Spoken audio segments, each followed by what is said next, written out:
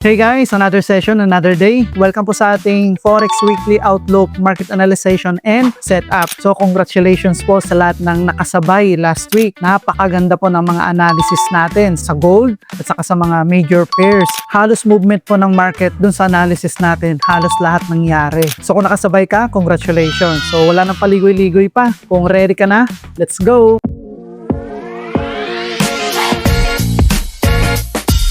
So ito yung analysis natin last week. Ito guys, ito yung gold. So ito yung mga nakita nyo sa screen. Ito yung mga label na nilagay natin last week para yun sa confluences natin.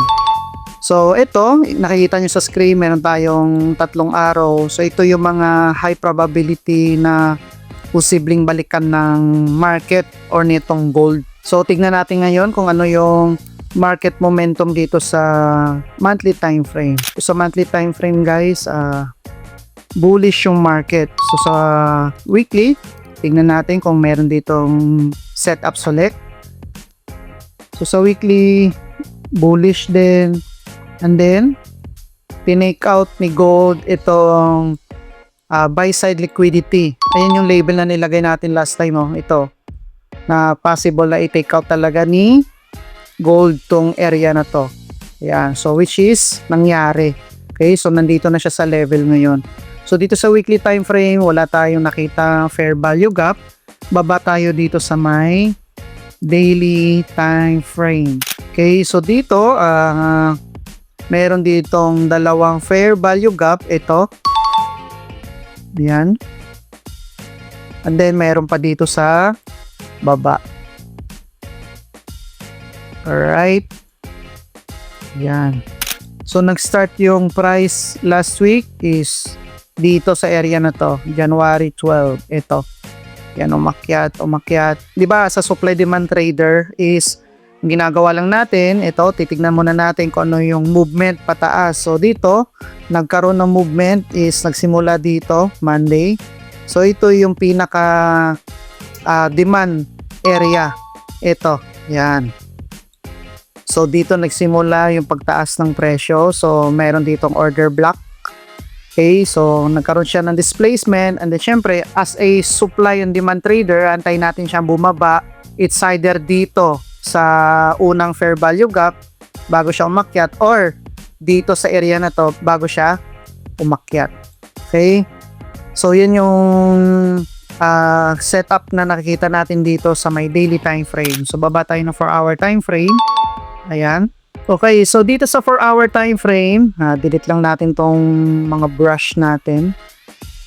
Ayan. Oop. Diba? Instant. Object 3 to guys, ito nakikitang sa gilid. So, lahat ng elements na makikita mo dito, elements ang tawag dito guys, mga lines na to, mga arrows na to, itong mga label, elements yan. So, yung elements na yan, dito natin makikita yan, layer by layer. Ito. So, pwede natin i-drag, ganyan no, i-move. Minsan kasi kapag nasa likod siya o nasa baba, natatakpan yung certain elements. So, pwede natin i-move yan pataas. Ganyan. Okay? So, dito sa 4-hour time frame, ito, nag-create siya ng range. Ito. So, yung presyo currently, nandito siya sa may, ito. Dito siya sa fair value gap. So, kung lalagyan natin ng Fibonacci tool, ito. So, yung presyo, andito na siya sa, nag-top siya ngayon dito sa discount zone. Okay? Ayan. Wow. Bakit arrow?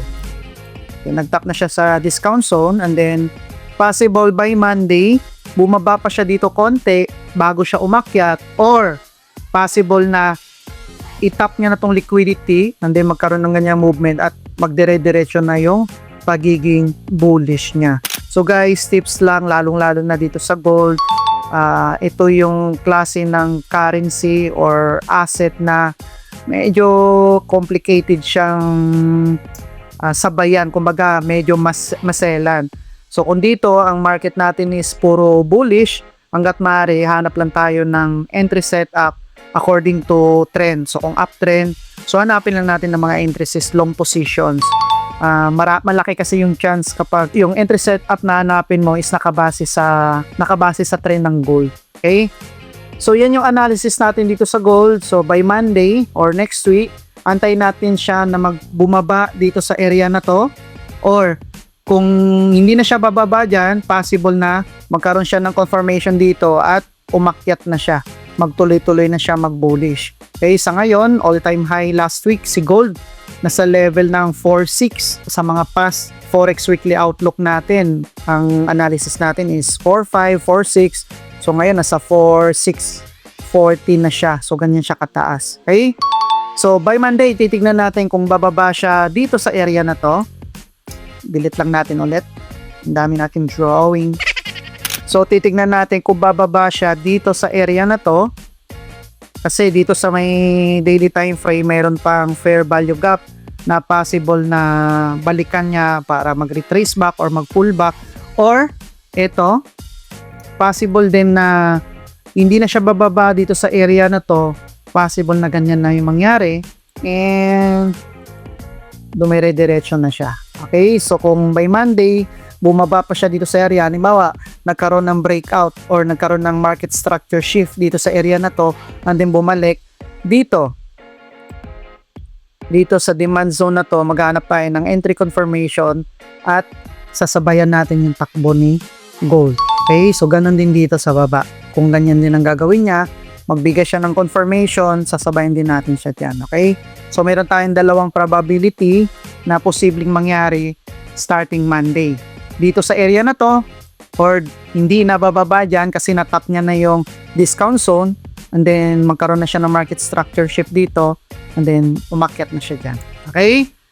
So, ito po yung ating gold analysis. So, punta naman tayo ngayon sa Bitcoin. Grabe guys, ang dami nating magagandang setup na nakita dito sa may Bitcoin.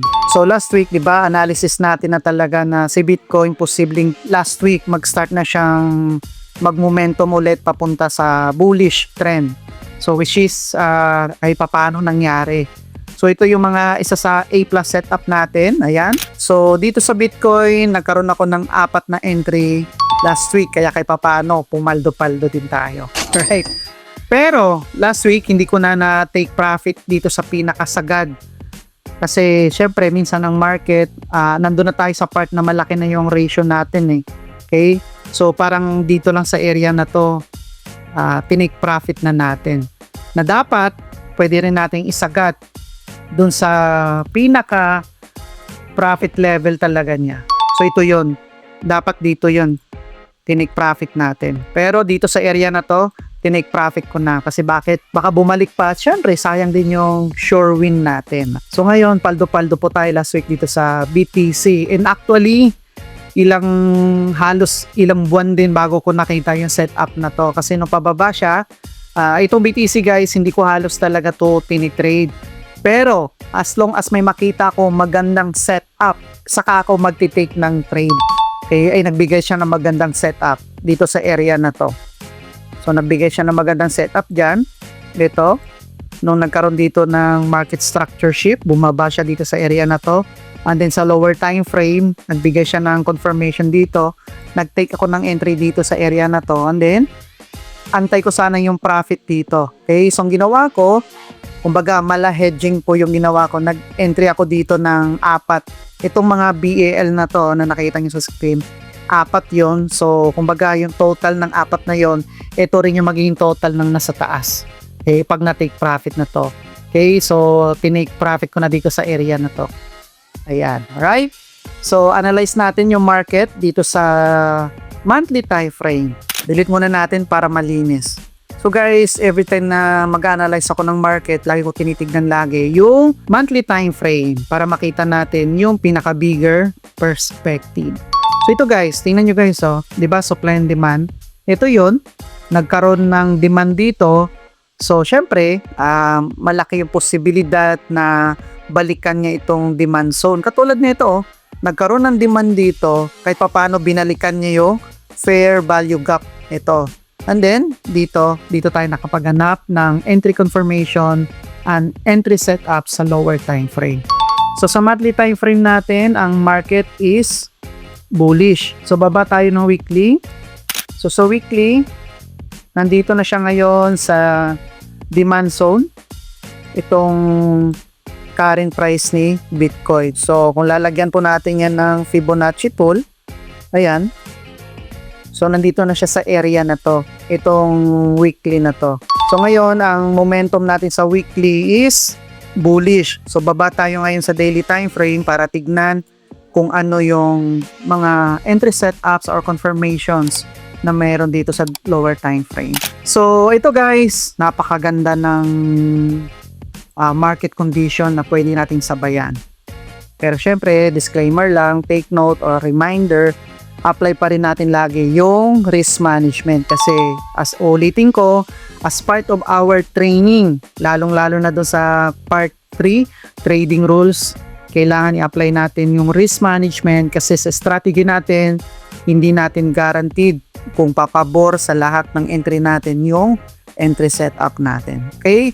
So dito nag-iwan siya ng fair value gap. So ngayon, yung analysis natin dito sa Bitcoin, may high probability siya na bababa siya dito sa demand zone bago siya umakyat. Okay? So pwede natin gawin kapag nangyari yan, halimbawa, bumaba siya dito, nagbigay siya ng entry confirmation, pwede po natin tong i-target profit, itong area na to. Ayan. So, baba tayo ngayon sa 4-hour time frame. So, dito sa 4-hour time frame or sa daily time frame, meron tayong demand zone dito. Ayan. So, ulitin ko lang guys, sa mga wala pang idea, ano ba yung demand or supply, okay? So, yung demand zone, dyan nagsisimula yung pagtaas ng presyo.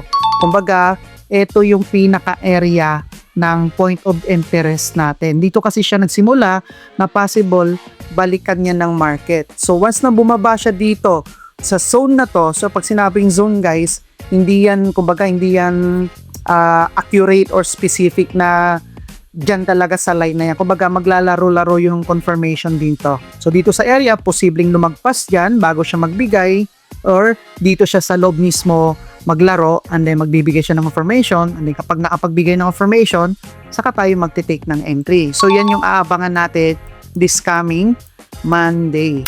So kung lalagyan natin ng Fibonacci yan, ayan. So, dalawa yung probability natin kasi sa Fibonacci, wala pa siya dito sa equilibrium. So, yung presyo, number 1, pwedeng ganito yung mangyari or dalawang posibleng mangyari. Dito sa area na to, at posible na siyang umakyat dyan or posibleng bumaba pa siya dito sa demand zone bago siya umakyat. So, yan yung analysis natin dito sa Bitcoin. And then, by Monday, hopefully, bumaba siya dito sa area na to. Kapag nagbigay siya ng confirmation dyan, alin man sa dalawa na to, magti-take tayo ng long position or buy position. So, last week, thank you Bitcoin. At least, nakapagbigay siya ng magandang profit sa atin. Yun yung maganda guys dito sa training natin. Ako, nagtitrade lang ako kung ano yung setup na nakabase sa rules ko. Okay, so halimbawa ito, kahit anong galaw ng market na yan, minuto, segundo, oras-oras, kahit anong galaw niyan, hanggat wala siya sa setup ko or doon sa system ko or doon sa rules ko, hindi ako magti-take ng entry. Okay, so nakita nyo kanina doon sa unang part ng video natin, meron ako pinakitang A+ na setup doon. So ako, dahil sa experience ko na dito sa trading, nakikita ko na kung ano yung A+ setup na meron ako. So pag nakita ko agad yan, magtitake agad ako ng entry. Okay? With proper risk management. So ito guys, ito yung analysis natin dito sa Bitcoin. So may dalawang probability. Pwede siyang bumaba dito sa area na to. Itong area kasi guys, ito, demand zone. Dito nagsimula yung presyo. So ito yung order block dito sa gilid.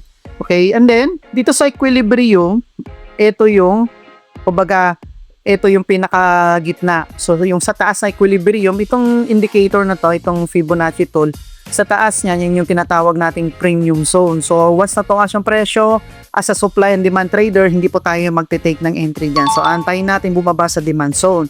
So, kung yung trend naman, bearish, okay? Kapag ang presyo nandun sa discount zone, antayin natin siyang bumalik dun sa premium zone. So, dalawa yung probability natin. Antayin natin dito sa discount zone or mismong sa demand zone kung saan siya nagsimula. Okay? So, yan yung analysis natin dito sa my Bitcoin. So, So punta naman tayo dito ngayon sa Euro USD. Ayan, napakaganda ng analysis natin dito guys. 'Di ba? Doon sa monthly time frame, sa weekly, daily, bearish talaga yung market. So dito sa monthly, yung market condition natin is eto, nag-a-accumulate na si Euro USD. So nagkaroon ng range dito sa area na to. So naglalaro-laro siya. Tingnan nyo guys, so halos hindi siya nagkakaroon talaga ng breakout. So sa monthly, bullish yung market, and then sa weekly, baba tayo. Sa weekly, so kung titignan mo, nagkaroon ng demand dito sa area na to, and pababa na siya ulit dito sa demand zone natin. So ngayon, kung if ever man na next week or Monday, starting Monday, magkaroon ng confirmation dito sa discount zone or demand zone, magti-take tayo ng entry. Lagyan natin ng Fibonacci. Sa ngayon, nandito yung presyo sa may daily. Bakit kayo nagsusulputan? So ngayon, yung current price ng Euro USD nandito na ngayon sa demand zone. Pero last week, di ba guys, ang analysis natin na bearish yung market pero may possibility na babalikan nyo yung fair value gap na naiwan gon. Ba't mabagal yung aking internet? Okay. So ito nakita natin fair value gap last time guys. Oh. Ayan oh. So yung presyo last Monday, nandito siya. Wow. Okay, so itong candlesticks na to, so dito nagsimula yung pagtaas ng presyo. Pero last week, nandito pa lang siya. Ito yon.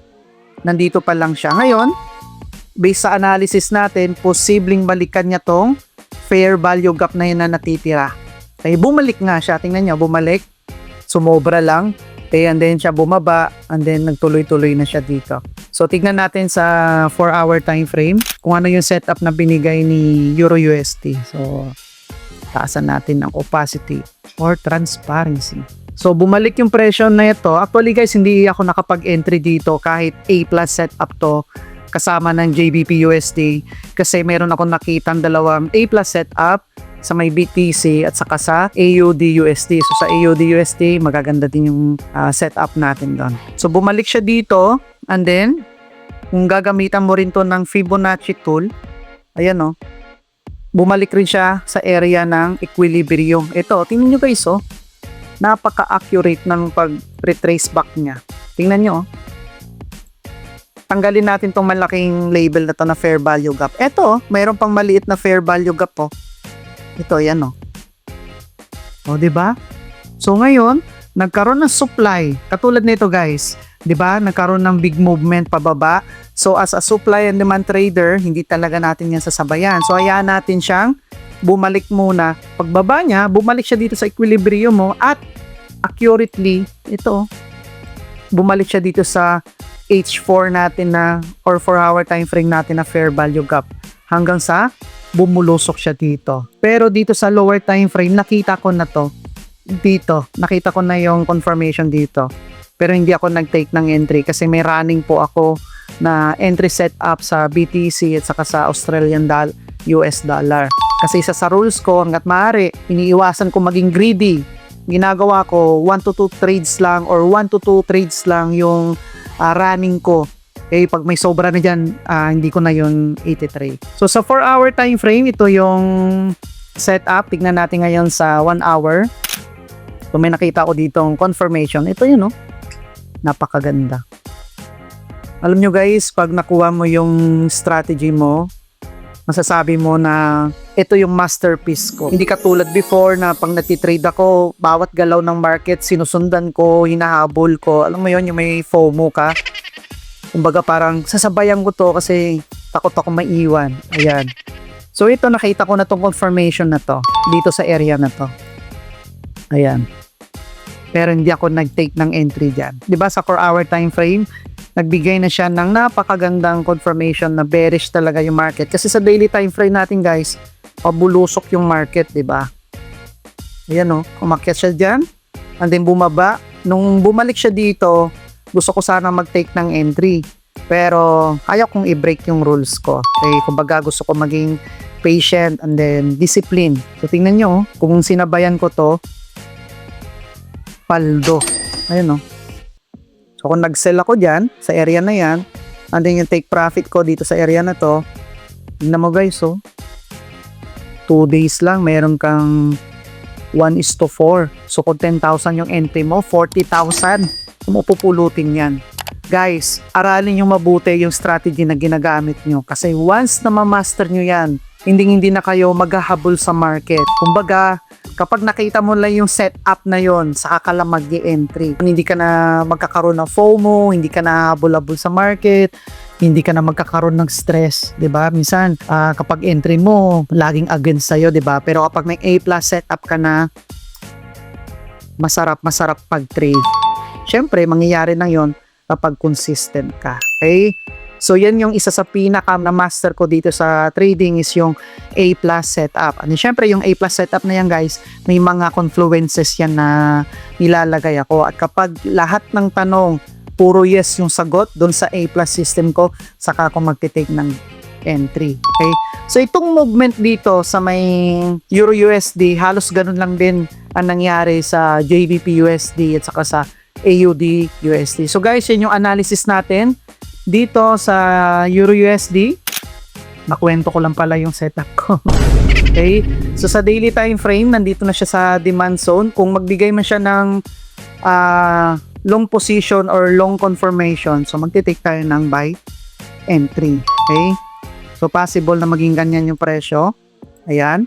And then, posibleng magtuloy-tuloy na siya sa pagiging bullish niya. Or possible din kasi sa pinaka higher time frame guys, ito may mga ilang part lang akong nalalampasan kasi medyo na-excite lang ako dito guys. So sa higher time frame, kung titignan natin, kaya na-discuss ko last time to, kung titignan natin yung bigger picture, bearish yung market, diba? Katulad niya, bearish.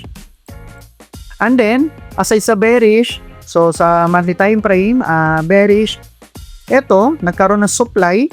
Tapos, nagkaroon dito ng range. Ito, accumulation.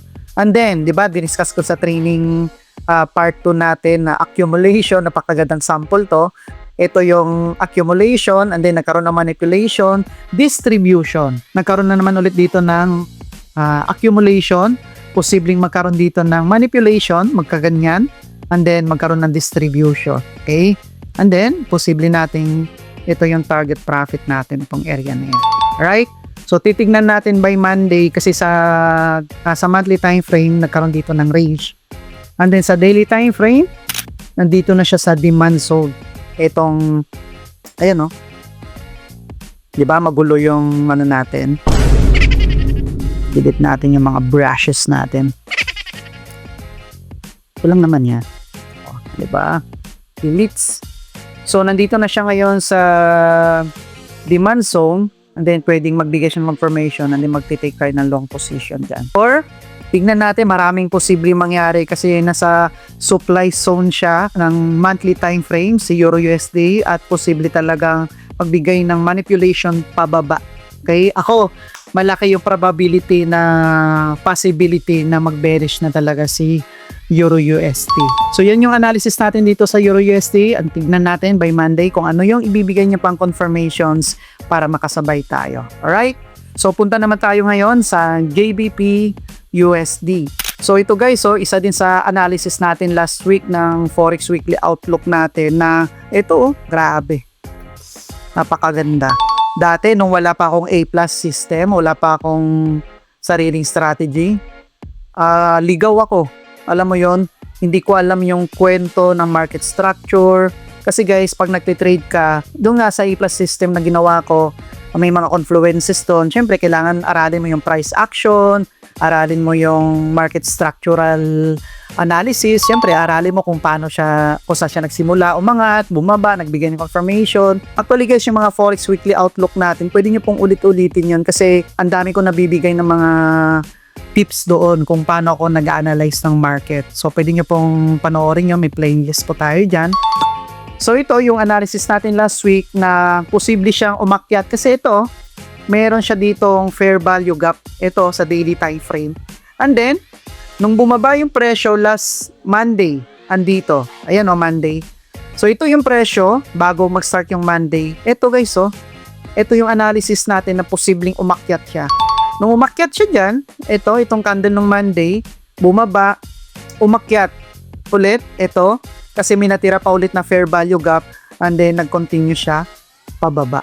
Dito sa daily time frame, may maliit dito na fair value gap na posible niya ring balikan yan. Diniscuss ko rin to sa isa sa mga videos natin kung paano basahin yung market structure gamit yung multi-time frame analysis. Okay, so ito yon. So, bakit posibleng bumalik siya dito at bumulusok pababa? Kasi ito guys, nagkaroon ng break of structure. Ito, nagsimula dito. Ulitin natin. So, ito, nagkaroon dito ng swing high, swing low, lower high, lower low. Siyempre, dahil nagkaroon ng supply dito, posibleng bumalik muna siya dito sa demand zone at posibleng bumulusok.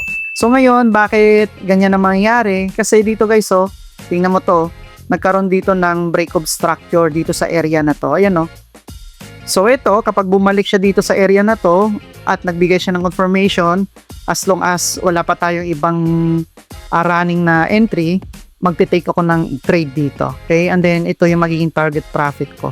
Kasi sa pinaka-lower time frame mula dito pababa, malaki na pong pips yan. Okay? So, ito yung analysis natin last week na nangyari. Halos lahat ng analysis natin sa gold, sa Bitcoin, sa JBP USD, sa Euro USD, saka sa AUD USD. Kaya sobrang na-overwhelm ako.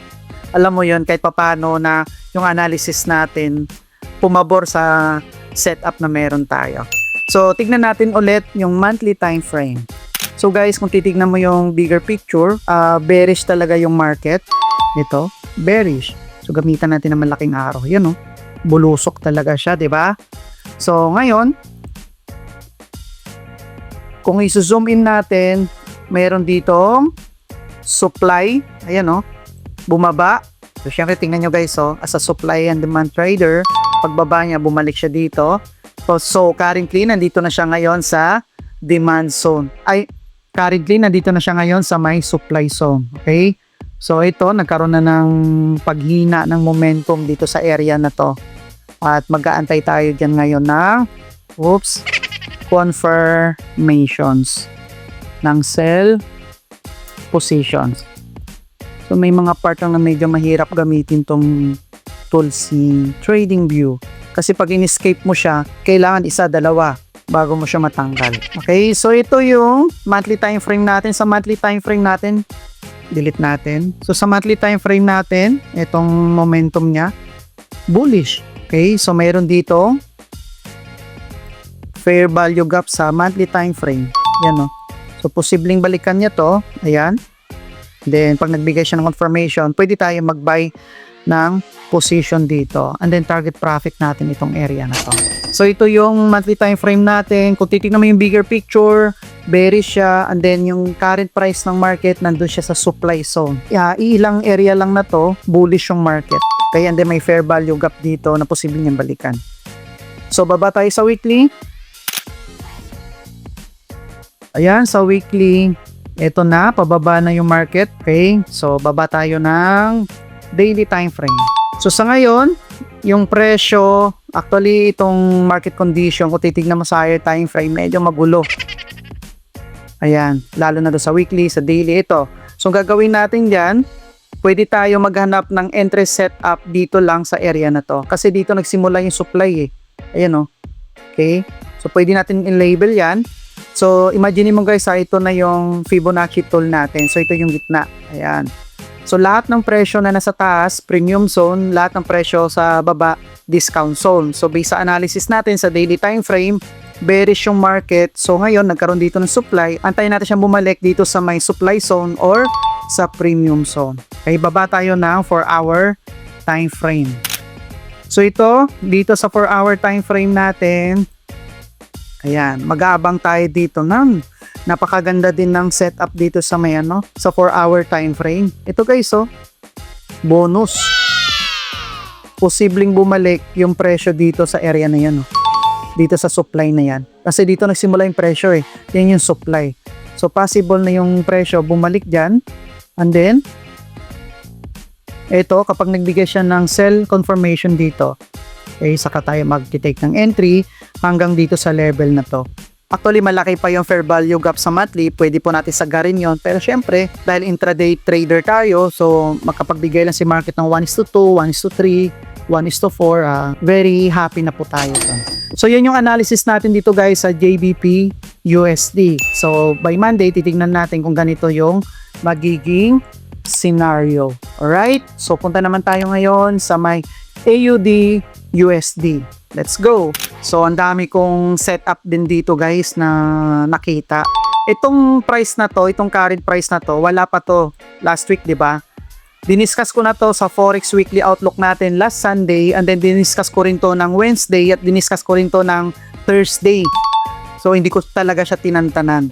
So, ito guys, so, tingnan nyo. Nagkaroon dito ng supply. Ayan. So, analysis natin kasi may fair value gap dito. Bumalik yung presyo, bumaba. So, hindi natin sinabayan yon. And then, inantay muna natin umakyat dito. And then, no, tingnan mo, tapos bumaba. 4 hour pala to, no? So, ngayon ito guys, dito, mayroon akong dalawang entry dito na nakaipit. Kasi bakit? Ito yung target profit ko. Bumaba siya dito. Hindi naman lang sinagad, oh. So, inantay ko talaga ma-take profit yan. So, sayang din. So, eto, ang ginawa ko, syempre, alam kong malaki yung possibility talagang bababa. Inantay ko muna siyang umakyat dito. Okay, pag akyat niya, nag-entry ako dito. Ayan.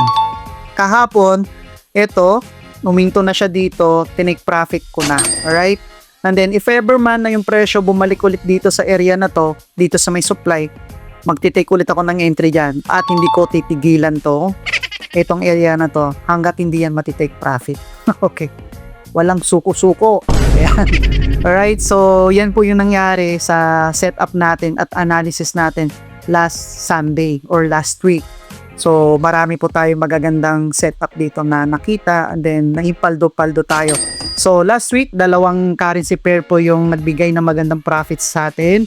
Yung doon nakasungkit lang din ako ng kapiranggot kay gold. And then, doon talaga sa BTC, nakailang entry ako, 4 or 5. And then dito sa may AUD USD, halos 4 o 5 din na entry setup. Okay? So, yun yung guys, yung sinasabi ko lagi sa mga videos natin na i-master po natin yung strategy natin. Kasi minsan kahit isang currency pair lang, pwede ka magkaroon ng entry setups ng paulit-ulit. Once na master mo na isang currency setup lang or marami siyang entry setup na ibibigay sa iyo. So, delete natin to at punta muna tayo dito sa monthly time frame. Hindi agad tayo pupunta sa monthly time frame kasi gusto ko munang himayin yung analysis natin dun sa nangyari na analysis natin last week. Okay? So, titignan natin yung bigger picture. Bigger picture ano? Sige nga. Ano yung market momentum natin sa monthly time frame? Pakisagot nga sa comment habang pinapanood mo tong video na to. Right, so 'di ba, yung bigger picture, yung momentum is bearish. Yan, bearish, red natin. Yan. So pabulusok talaga siya. Ngayon, kung mapapansin mo guys, ito, kung titingnan natin sa area na to, itong area na to. Ito, supply, demand, itong demand, ayan. So ngayon, nagkaroon dito ng supply at unti-unti siya nagre-retrace back dito sa may supply zone natin. And then, pag nagbigay yan ng confirmation, pwede tayo mag-take ng sell position. Tingnan mo, liquidity guys, liquidity to. Kasi yung mga liquidity dito sa previous candles natin, na-take out niya na ng move na to. And then, itong liquidity na to, na-take out na rin ng move na to. So ito guys, accumulation, manipulation, distribution, di ba? Then accumulation na naman siya. Ito nagre-retrace back. Okay, magkakaroon na naman accumulation dito, possible. And then magkakaroon ng manipulation, and then distribution. So ito yung analysis natin dito sa may may hirap siya i-delete. Ayan. So sa ngayon, so bababa tayo sa weekly and daily, titignan natin kung magbibigay pa siya ng mga other entry setup na magsisell siya. So ito, pwede po natin lagyan yan ng Fibonacci tool para at least meron tayong guide dito sa may, ayan. Meron tayong guide dito sa area na to, right? So baba tayo sa weekly. Kaya pasalamat tayo sa AUD-USD kasi last week nabigay siya ng magagandang confirmation. Kung titingnan natin yung movement ng weekly, eto bullish siya, 'di ba? And then nag-create dito ng big move, ito yung demand. Hindi posibleng bumaba siya dito sa area na to or magtuloy-tuloy siya mag-bullish or posibleng bumaba siya dito and then babalik and then mag-bearish na kasi nandun na siya ngayon sa supply zone 'di ba? At nakikita ko na posible talaga siyang bumulusok pababa. Okay? So ito, mayroon ditong demand zone. Ayan. Tignan natin by Monday kung ano yung ibibigay niya pang confirmation. Ito yung kagandahan kapag mayroon ka ng sistema guys, lagi ka mag-aabang ng confirmation, hindi ka nag-overtrade, hindi ka nagkakaroon ng FOMO, hindi mo habol ng market, mayroon kang kahit paano peace of mind, mayroon kang, alam mo yun, hindi ka nai-stress. Okay?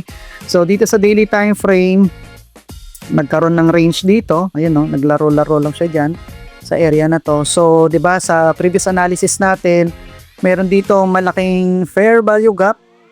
Ayan guys, so tingnan mo, fair value gap, pinalikan niya. Okay, so ito, may natira pang fair value gap, may mga liquidity dito, and then meron akong inaantay na confirmation. Actually guys, hindi ko sana iti-take profit yung mga 5 entry natin dito sa AUD. Pero syempre, profit is profit. So, take profit na natin dito sa area na to. So ito, sa daily time frame, tignan natin sa 4-hour time frame. Hopefully, bumalik si AUD-USD dito. Pero malaking chance na babalik siya dito. Ito. Okay, so pag bumalik siya dito sa area na to, ito, pagbalik niya dyan. So ito yung displacement. Pag bumalik siya dito, kasi meron ditong supply zone, ayan. Pag bumalik yung presyo na yan, ganito yung mangyari, ayan, posibleng mag-take tayo ng entry dyan. Alright? So, yun yung analysis natin ngayon guys for this coming week. So, si gold, nakita natin yung momentum talaga is pa-bullish talaga siya, uptrend talaga. And then, based sa mga research natin na si gold, posible talaga 2026 this year or 2027 or sa susunod pa na taon na magdoble talaga yung presyo niya. Sa ngayon, nasa 4.6 na siya. Last time, nasa 4,000 pa lang, posibleng maging 8,000 siya, 7,000, ganyan. So, habang palipad yung market, lalo na si gold, based dun sa trend, sabay lang natin yung trend na yon. Okay? Kasi trend is your friend. Right? And then si BTC, yan din yung analysis ko na posibleng mag-start na rin siya mag-bullish. Okay? By Monday, pag nagbigay siya ng long position, magti-take din ako ng entry. And then mag-aalat ulit ako ng extra, 1 or 2 setup. At antayin kong lumipad siya hanggang doon sa 100,000 na level ni BTC. So, yan yung analysis natin dito ngayon sa gold, BTC, and saka sa major pairs na to. Alright? So guys, I hope na marami kayong nakuhang idea dito sa Forex Weekly Outlook natin for this coming week. And then, laging tatandaan na every time na nag-entry tayo, wag natin kakalimutan yung risk management. Kasi guys, isa yan sa pinaka-secret ingredient natin para maging consistent profitable tayo dito sa Forex trading. Yung market, segundo, minuto gumagalaw yan. Hindi po natin kailangan sabayan yan. Kung meron man tayong nakita magandang setup, i-manage pa rin natin ng proper yung capital natin. Para at least, if ever man loss yung entry na yon, malaki pa yung chances na makakabalik tayo sa market. Wag po natin ibubuhos sa isang entry lang yung capital natin. Kasi ulitin ko na yung entry setup na meron tayo, kahit gaano kaganda yan, hindi 100% guaranteed yan. Alright? So along the way, yung setup na meron ka na master mo, magpapakita yan sa market. At yun lang ang aabangan mo. So kung ikaw, bago ka pa lang dito sa channel, huwag kalimutan na mag-subscribe. And then i-click nyo na rin po yung notification bell para at least updated kayo sa mga upcoming videos natin. Katulad nito, itong series natin na Forex Weekly Outlook. So ina-upload ko to every Sunday. So pwede nyo po mapanood to bago mag-start yung Monday is meron na kayong idea kung ano yung analysis na pwede natin gawin or plano sa susunod na araw. So aside dyan, nag-upload din tayo ng mga iba nating mga videos, yung mga vlogs natin, yung mga analysis natin. Halimbawa, meron akong winnings or loss na mga entry setups, pinapaliwanag ko rin dito sa channel natin. Okay?